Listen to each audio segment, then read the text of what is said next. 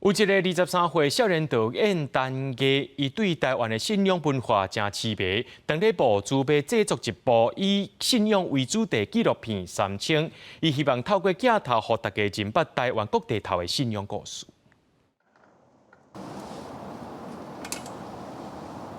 点香拜拜，伊是今年23岁的导演陈家。这个所在是陈家定来的武吉主皇宫。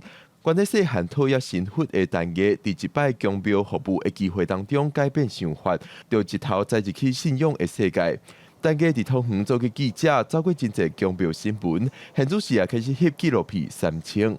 为什么不把台湾的这个文化，让台湾的这个在地的构书把它捡起来，来做这样的纪录片？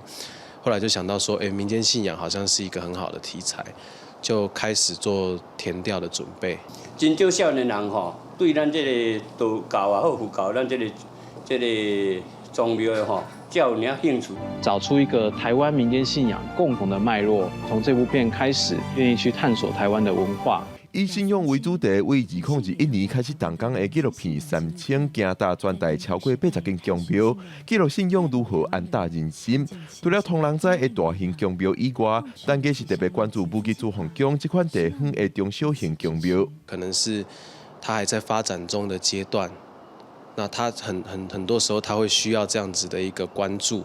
胜过于一般的传统庙宇，它受到的光环真的已经很多了。很多时候我们锁定的可能是你从来没听过的庙宇，那可不可以有一个机会是你在电影院里面重新的去认识原来有这样子的庙、这样子的故事？这个三不五时就来宫庙参视大炮地开讲的少年家陈家，当日为三清募资，连台湾导演杨立洲也替这支片做感谢，望用少年人的角度认捌台湾文化。陈家认为台湾的信仰文化真美丽，但是定予社会打上无好的标签。希望透过镜头，带大家行到全台大大小小的宫庙，了解这个珍贵的文化故事。记者郭定水，桃园报道。